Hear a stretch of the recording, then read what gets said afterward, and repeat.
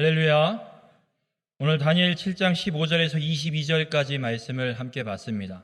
오늘 말씀의 제목을 영원한 나라라고 정했습니다. 오늘 읽은 본문의 말씀은 다니엘이 바벨론의 마지막 왕 벨사살 왕 원년, 벨사살이 이 바벨론을 다스리기 시작한 그 해에 본 환상을 기록한 본문이 오늘 읽은 다니엘 7장의 말씀입니다. 오늘 이 말씀을 통해서 옛적부터 항상 계신 이의 이 영원한 나라에, 멸망하지 않는 영원한 나라에 소망을 품고 살아가는 우리 모든 성도님들이 되시길 주님의 이름으로 축원합니다. 오늘 이 7장의 다니엘이 환상을 본 연수를 좀 따져보면 앞에 6장과 차이가 좀 있습니다.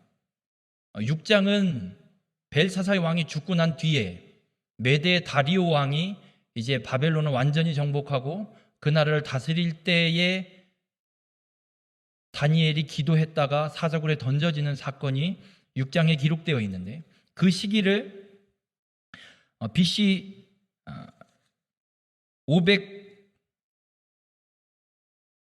538년경으로 성경에 기록하고 있습니다. 그리고 오늘 읽은 이 7장의 말씀은 그 뒤에 일어난 일이 아니라 과거로 돌아가서 바벨론이 멸망하기 전 14년 전, 6장의 사건이 일어나기 14년 전쯤에 다니엘이 하나님으로부터 받은 환상을 오늘 기록하고 있습니다. 여러분, 다니엘이 오늘 이 7장에서 보는 이 환상, 한 번 본 환상이 아닙니다. 이와 동일한 내용의 환상을 다니엘이 한 번 더 본 적이 있습니다. 다니엘 2장에 보면 바벨론의 왕 느부갓네살이 꿈을 꾼 적이 있습니다. 근데 그 꿈이 어떤 꿈인지 이야기도 안 하고 술객들과 술사들에게 꿈의 내용과 꿈의 해석을 갖고 오라고 어명을 내렸던 적이 있습니다.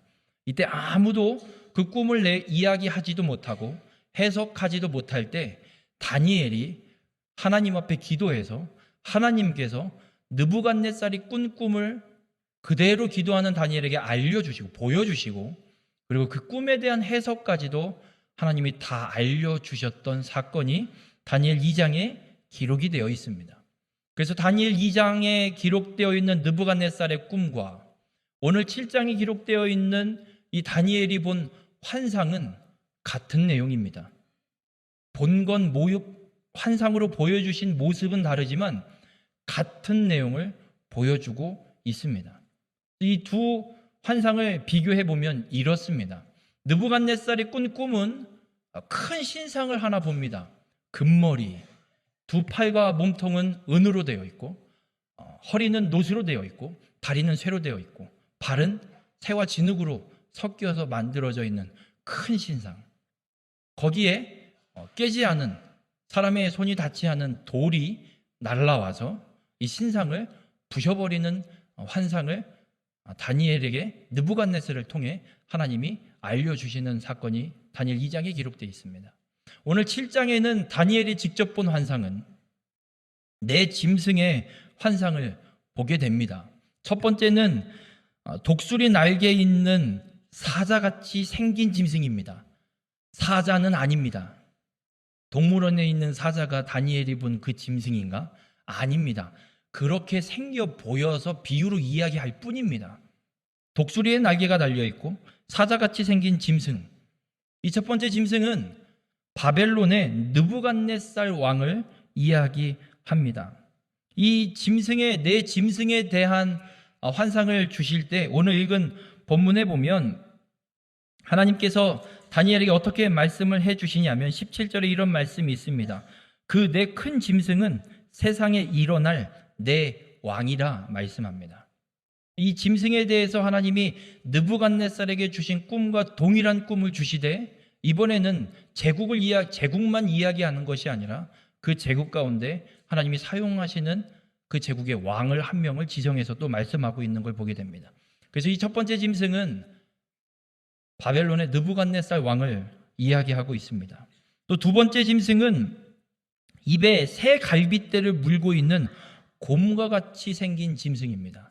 이 짐승이 똑바로 서 있는 게 아니라 한쪽을 들고 있는 표현을 성경에서 하고 있는 걸 보게 됩니다. 이 두 번째 짐승은 바사 제국의 고레스 왕을 이야기합니다. 입에 물고 있는 새 갈빗대는 이사야 43장에 하나님이 이사야 선지자를 통해서 바벨론의 포로로 잡혀간 유다 백성의 회복을 분명하게 예언하십니다. 그때 이사야 43장 3절에 하나님께서 속량물로 바벨론 왕에게 주시는 나라를 이야기하십니다. 그게 애굽, 구스, 스바 이 세 나라를 하나님이 속량물로 주시고 바벨론의 고레스 왕 때 바사의 고레스 왕 때 이 이스라엘 백성들 유다 백성들을 포로에서 하나님의 약속의 땅으로 돌려보내실 것을 분명하게 예언하십니다. 그래서 이 곰으로 표현되는 이 바사의 고레스 왕 입에 새 갈빗대를 물고 있는 표현은 하나님이 속량물로 주실 이 세 나라를 언급하고 있는 겁니다. 세 번째 짐승은 새의 날개 같은 게 넷이 달려 있고 머리가 넷 달려 있는 표범같이 생긴 짐승 기록합니다. 이 세 번째 짐승은 헬라 나라 그리스 왕 알렉산더를 상징합니다. 표범으로 비유하고 있는 표범처럼 생겼다고 이야기하는 이유는 이 알렉산더 왕이 제국을 정복하는 속도가 어마무시하게 빠릅니다. 다른 앞에 있었던 제국과는 비교할 수 없을 만큼 빠른 속도로 이 제국들을 정복하는 역사들이 펼쳐지는 걸 세계사 속에서 우리에게 보여주고 있습니다. 이건 성경이 이야기하는 게 아니라 세계사가 기록하고 있는 역사, 세상 사람들이 기록하고 있는 역사를 봐도 분명히 확인되는 역사입니다. 이 세 번째 짐승은 그렇게 헬라왕 알렉산더를 가리키고 있는데 날개가 넷이 달려 있고 머리가 네 개가 달려 있습니다. 왜 네 개 머리, 네 개 날개가 기록되어 있냐면 헬라왕 알렉산더가 죽고 이 나라를 알렉산더의 아들이 이어받는 게 아니라 신하 4명이서 이 제국을 쪼개버립니다. 그래서 네 권역별로 알렉산더의 4명의 신하가 쪼개 나눠 갖는 역사가 펼쳐집니다. 그래서 이 세 번째 짐승을 이야기할 때 머리에 네 개의 날개를 표현하고 있는 것이 세상 가운데 역사 속에 펼쳐지는 모습 속에 우리에게 말씀해주고 있는 것입니다. 그리고 네 번째 짐승은 오늘 읽진 않았지만 본문 7절에 이렇게 기록합니다. 이 짐승은 전의 모든 짐승과 다르고 기록합니다. 앞에 있었던 세 짐승과 이 네 번째 짐승은 뭔가 모르게 다릅니다. 다니엘이 봐도 이건 너무나도 확연히 차이 납니다. 앞에 세 마리의 짐승, 세 짐승과는 전혀 다른 짐승으로 보여지고 있고, 그래서 이 세 짐승에 대해서는 어떤 모습에 닮았다, 어떤 닮은 모습의 어떤 동물로 표현하지 않고 무섭고, 동사로만 표현합니다. 무섭고 놀랍고 매우 강하고 새로 된 큰 이빨을 갖고 있는 짐승으로 다니엘이 이야기합니다. 이 네 번째 짐승은 로마 제국을 이야기합니다. 이 로마 제국은 엄청난 군사력을 갖고 자신들이 정복한 나라에게 관용을 베풀지 않습니다. 무자비하게 통치를 하는 걸 보게 됩니다. 이건 역사 속에 기록되어 있는 사건들입니다. 이건 뭐 성경에서 말하는 것도 아니고 제가 지어낸 이야기도 아니고 궁금하시면 세계사 역사를 한번 보십시오. 로마 제국의 역사가 어떻게 펼쳐졌는지. 잔인합니다. 정말 잔인합니다. 그런데 이 네 번째 짐승에게는 또 다른 이야기가 함께 기록됩니다. 열뿔이 나타납니다. 이 열뿔이 나타나는 건 로마 제국이 멸망한 뒤에 일어나는 시대가 어떤 시대인지를 우리에게 말씀하고 있습니다. 느부갓네살에게 꿈으로 주셔서 신상이 세워졌을 때 발은 새와 진흙으로 섞였고 그때도 10발가락을 함께 이야기하고 거론하십니다. 동일한 말씀입니다. 제국이 이제는 로마 제국이 멸망한 뒤에는 제국이 일어나는 것이 아니라 자주국, 독립된 자주국이 일어나는 역사. 그래서 열국 시대, 모든 나라가 각자 자주 독립하고 자신의 나라의 어떤 주권을 찾고 스스로 세워가는 그런 열국 시대가 펼쳐질 걸 우리에게 말씀해 주고 있습니다. 우리가 살아가는 이 시대가 바로 이 열국 시대임을 잊지 마시길 바랍니다. 여러분, 다니엘은 느부갓네살 왕을 통해서 주셨던 환상, 그리고 오늘 7장에서 하나님이 주시는 이 환상을 통해서 깨닫는 게 하나 있습니다. 무엇이냐면 이 두 예언 다, 이 두 환상 다 세상의 역사가 어떻게 펼쳐질지 주시는 하나님의 예언의 말씀임을 다니엘은 분명히 깨닫게 됩니다. 지금 이 7장의 환상을 받은 때는 아직 메데 바사 제국이 세워지기 전입니다. 바벨론이 멸망하기 전입니다. 바벨론의 마지막 왕 벨사살이 이제 바벨론을 통치하기 시작하는 그때에 7장의 이 환상을 다니엘이 받았습니다.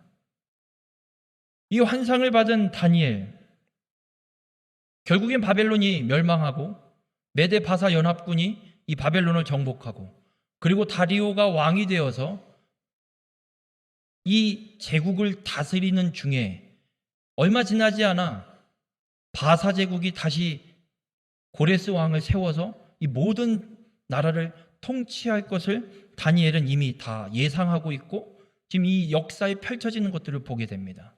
다니엘이 깨닫게 되는 것, 하나님이 보여주신 환상대로 이 세상의 모든 역사가 그대로 성취되고 있는 걸 다니엘은 다시 한번 확인하게 됩니다. 이 앞에 기록되어 있는 6장의 말씀에 다리오가 왕이 되고 고관들과 총리들에 의해서 악법이 세워지고 30일 기도가 금지되었는데도 불구하고 기도했다간 사자굴에 던져져 죽임당할 걸 뻔히 알면서도 다니엘이 하나님 앞에 나가 기도할 수밖에 없었던 이유는 여기에 있습니다. 환상을 이미 받았기 때문에. 하나님이 주신 환상대로 나라가 바뀌어버렸습니다. 그런데 어떻게 기도를 안 할 수가 있습니까? 하나님이 말씀하신 대로 세상의 모든 역사가 펼쳐지고 있는 걸 다니엘은 두 눈으로 확인하고 있습니다. 그런데 어떻게 하나님 앞에 기도를 멈출 수가 있겠습니까? 하나님이 말씀하신 대로 세상의 모든 역사가 그대로 성취되고 있기 때문에 다니엘은 목숨 걸고 기도할 수밖에 없었던 것입니다. 우리 모든 성도님들, 하나님의 말씀은 우리에게 분명하게 말씀하고 있습니다. 세상의 모든 역사는 하나님이 예언하신 대로, 하나님이 말씀하신 대로 100% 하나도 빠짐없이 그대로 성취되고 있음을 다니엘의 환상을 통해 우리에게 말씀하고 있습니다. 우리 모든 성도님들, 주님의 말씀을 읽으실 때마다 하나님께서 세상 모든 역사를 주관하시고 그대로 성취하심을 확인할 수 있는 믿음의 삶이 되시길 주님의 이름으로 축원합니다. 그리고 하나님의 말씀하시는 대로 마지막 때는 분명히 옵니다. 예수 그리스도께서 심판주로 이 땅에 분명히 다시 오십니다. 그때에 주님 앞에 우리 모두가 세워질 것이고, 하나님께서 우리의 열매를, 우리에게 맡겨주셨던 달란트를 계산하고자 우리를 불러 세우실 것을 분명하게 성경은 우리에게 말씀하고 있습니다. 우리 모든 성도님들, 마지막 때를 향해 우리는 살아가고 있습니다. 주님 언제 오실지 모릅니다. 그러나 분명히 오십니다.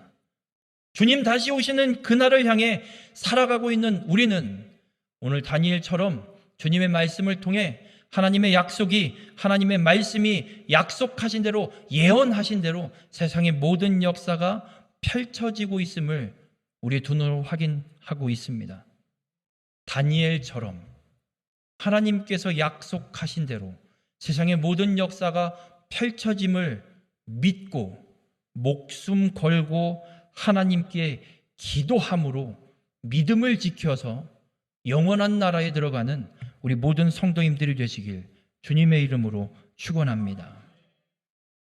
오늘 이 환상을 본 다니엘이 근심합니다.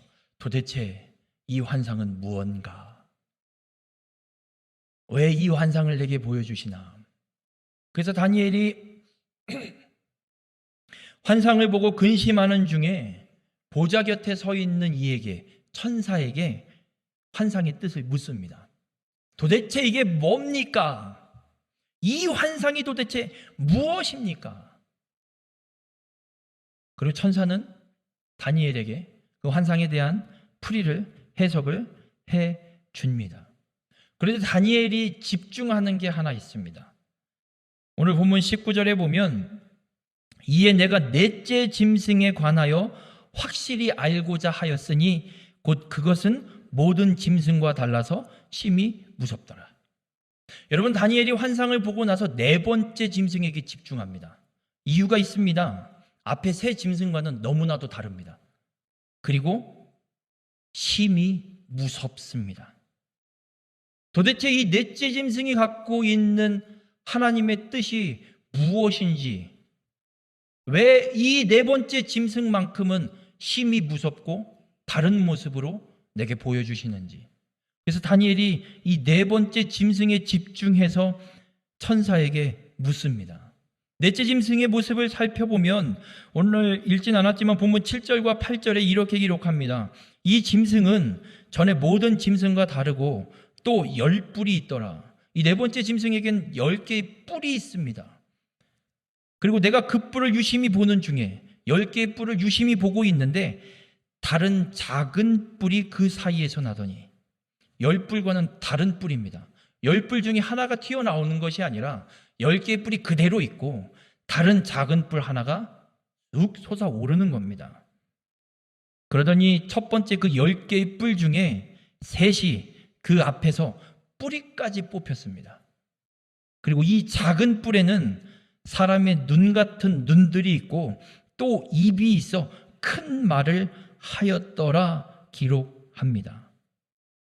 여러분, 열국시대를 표현하고 있는 이 10뿔 가운데, 열국시대 가운데 이 열국시대와는 다른 작은 뿔 하나가 일어납니다. 그 뿔에는 눈들이 있고 입이 있어서 큰 말을 하는 그런 작은 뿔입니다. 여러분, 이 다른 작은 뿔은 그리스도께서 이 땅에 재림하시기 전에 나타날 적 그리스도를 상징하고 있습니다. 이 작은 뿔에는 눈들이 있고 입이 있어서 큰 말을 하기 시작합니다. 어떤 일들을 일으키냐면 23절부터 다니엘의 환상에 대한 해석을 천사가 쭉 하고 있습니다. 특별히 이 네 번째 짐승에 대한 해석을 25절에 이렇게 기록합니다. 그가 장차 지극히 높으신 이를 말로 대적하며, 지극히 높으신 이는 하나님을 말씀합니다. 적그리스도가 일어나면 누구를 대적하느냐? 하나님을 대적합니다. 무엇으로 대적을 하느냐? 말로 대적합니다. 하나님 앞에 온갖 대적의 말들을 쏟아냅니다. 세상이 교회를 향해 비난하는, 쏟아내는 말 일어날 수밖에 없습니다. 하나님의 말씀이기 때문에. 그리고 또 지극히 높으신 이의 성도를 괴롭게 할 것이며, 여러분, 적그리스도가 일어나면 악이 성행할수록, 사단의 권세가 성행할수록 진짜 예수 그리스도를 믿는 믿음의 성도는 괴롭힘을 당할 것입니다. 왜냐? 이것이 하나님의 말씀이기 때문에 그렇습니다. 그 괴롭힘을 피하지 마십시오. 만약 나는 괴롭힘을 안 받는 것 같은데 내가 정말 예수 그리스도를 믿는지 점검하십시오. 정말 예수 그리스도를 믿어 영원한 나라에 들어갈 성도들은 마지막 때에 적그리스도가 일어나면 괴롭힘을 당할 수밖에 없습니다. 이것이 하나님의 말씀이기 때문에 그렇습니다.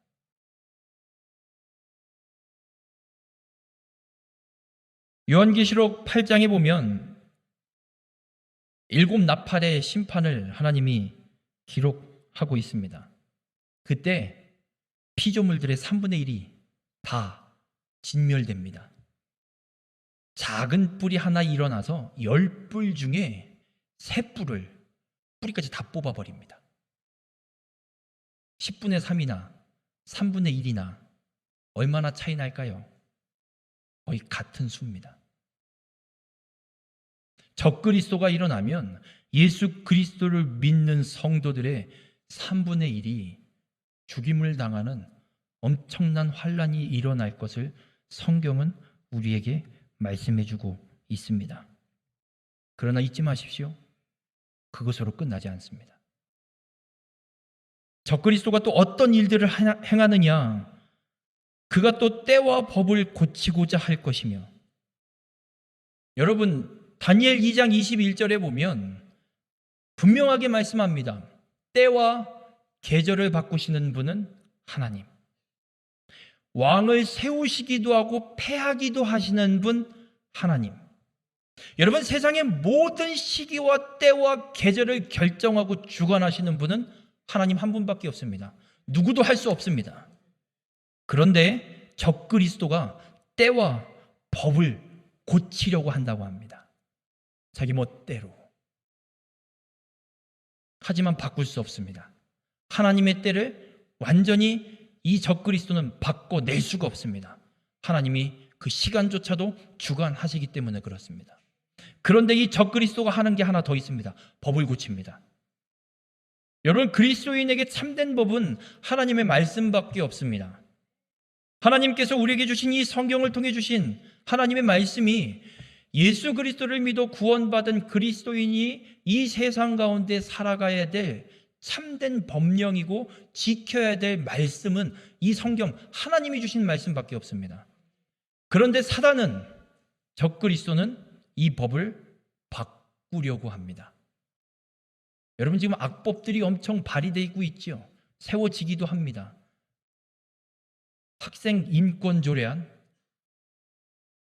이건 쓰레기법입니다. 학생 인권을 지키는 법이 아니라 학생 인권을 짓밟아버리는 법입니다. 초등학교 교사의 안 좋은 사건이 얼마 전에 일어났습니다. 가르쳐야 될 걸 가르치지 못합니다. 잘못됐다라는 걸 가르치지 못합니다. 말을 할 수가 없습니다.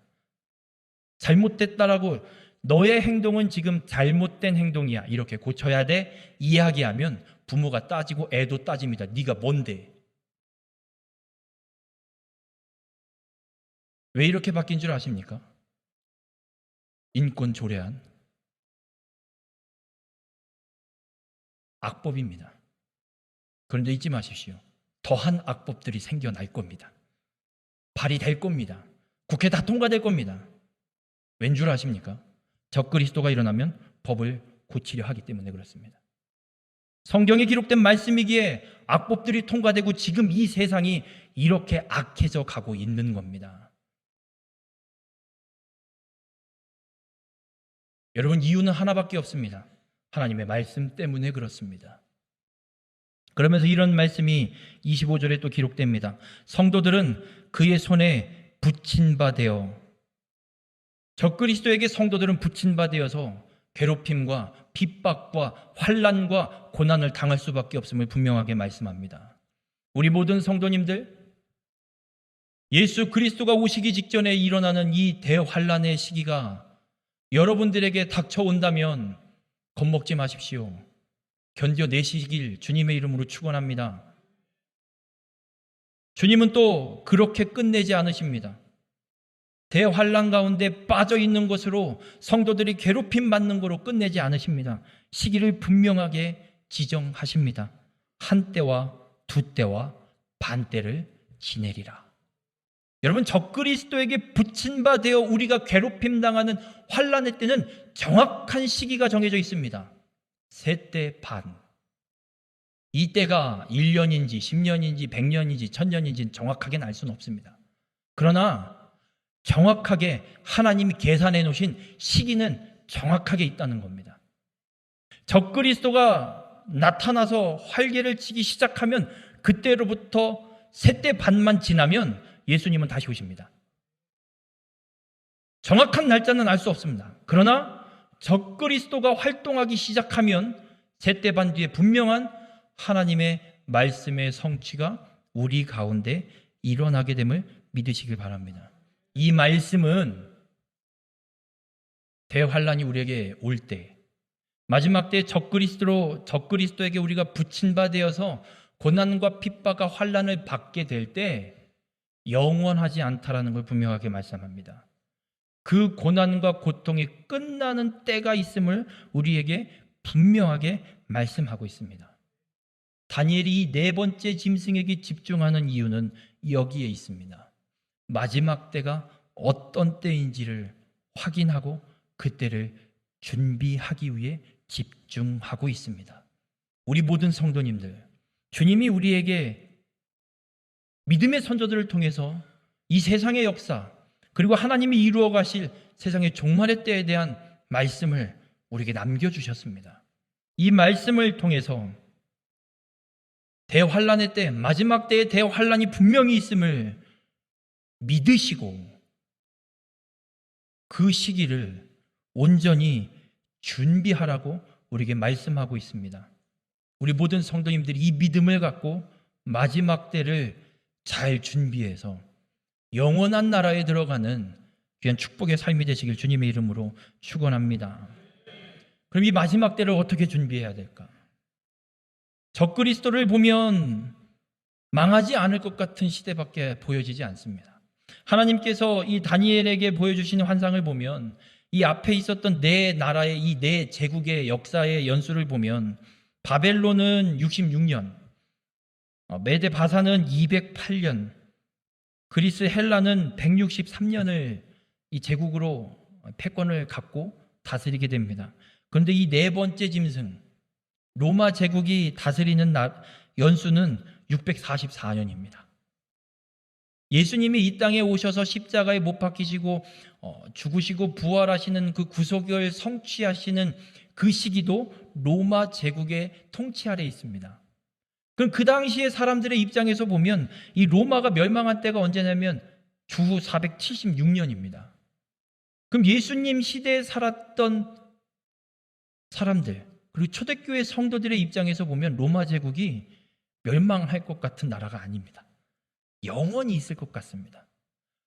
그들이 예수님의 이 십자가 사건과 초대교회 시대 이후로도 370년, 거의 400년 가까이 이 로마 제국이 존재하면서 이 나라, 이 지역의 패권들을 쥐고 있습니다.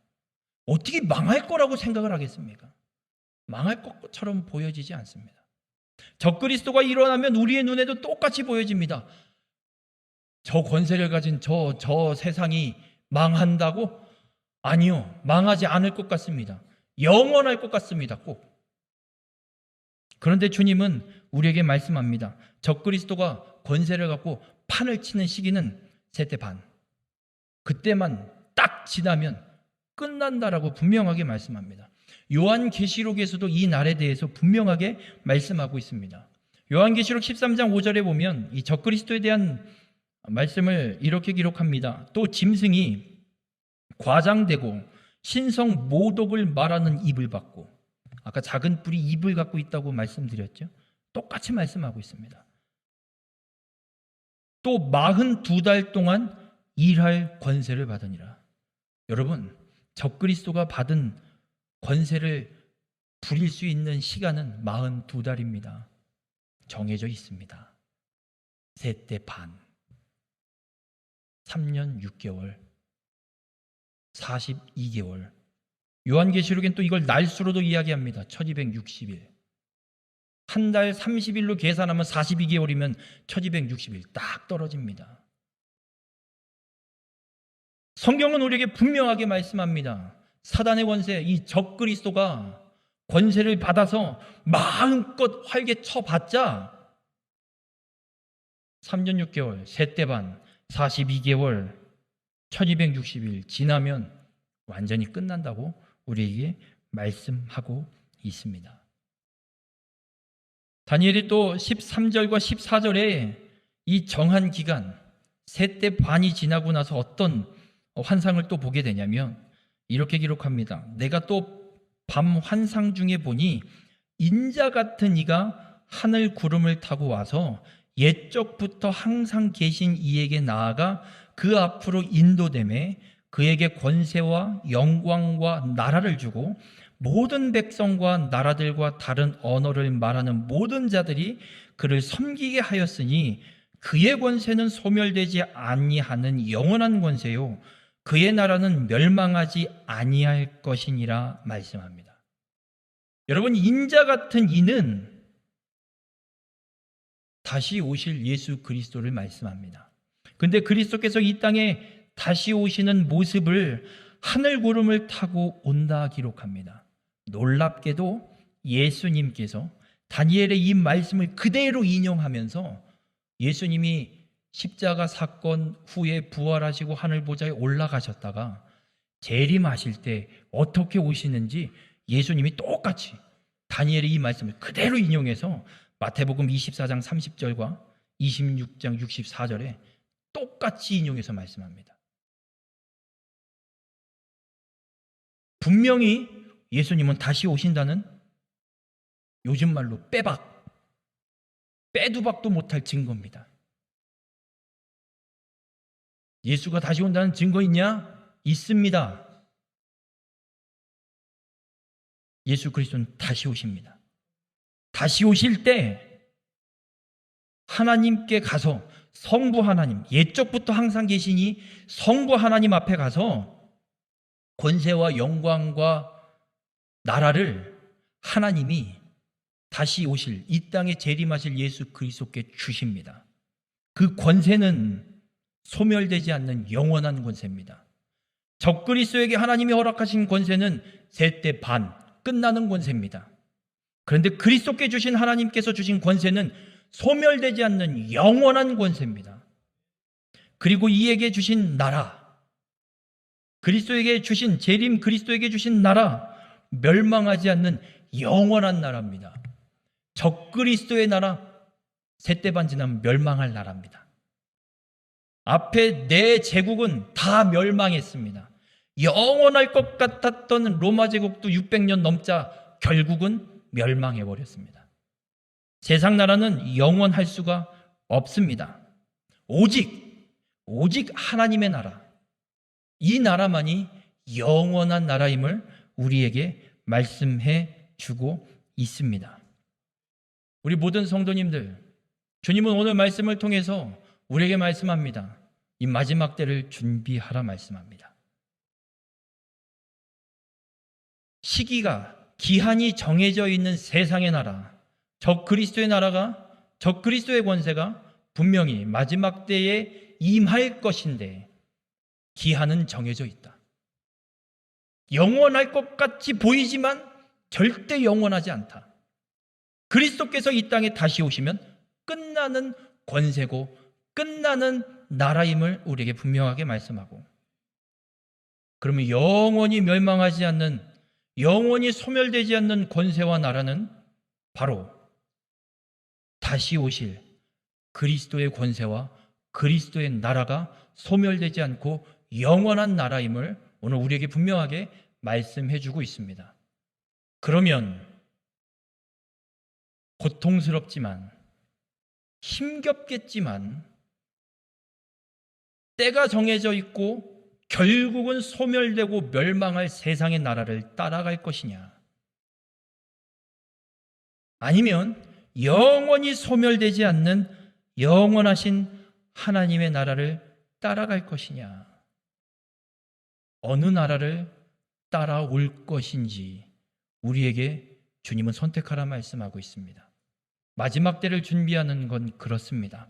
주님의 말씀은 100% 하나님의 하나도 빠짐없이 1.1핵도 땅에 떨어뜨리지 않고 그대로 다 성취하심을 믿고 결국은 멸망할 세상의 나라, 세상의 권세에 쫓아 흔들리는 것이 아니라 그 환난의 때를 거치고 나서 소멸되지 않는, 멸망하지 않는 영원한 하나님의 나라를 향한 믿음의 삶을 살아가도록, 그 믿음을 지키는 삶을 살아가는 것이 마지막 때를 준비하는 것임을 우리에게 분명하게 주님은 말씀하고 있습니다.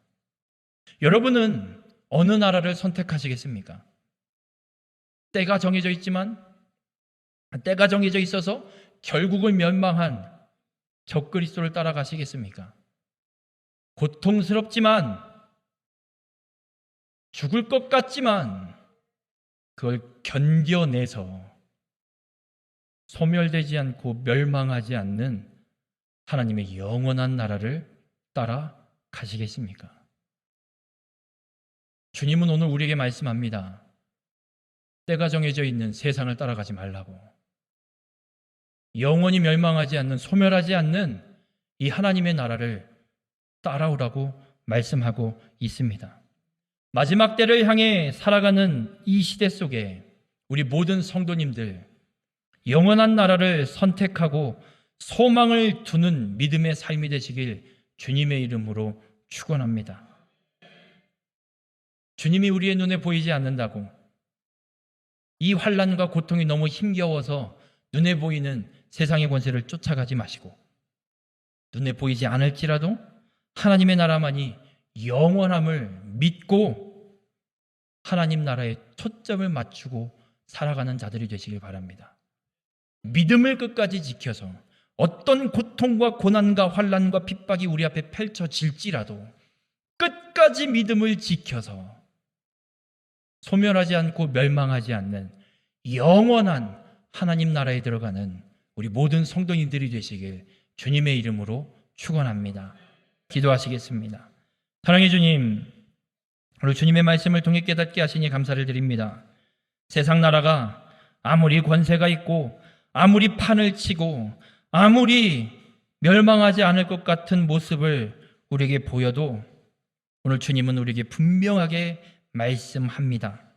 그리스도께서 이 땅 가운데 다시 오실 것이며 그리스도께서 다시 오셔서 이 땅에 임하는 하나님의 나라만이 소멸되지 않는 권세요 멸망하지 않는 영원한 나라임을 우리에게 분명하게 말씀하시오니, 하나님, 우리가 이 말씀을 믿고 세상을 쫓아 살아가는 것이 아니라 영원하신 하나님의 나라를 소망을 두고 하나님 나라를 향한 믿음의 삶을 끝까지 살아갈 수 있도록 인도하여 주시옵소서.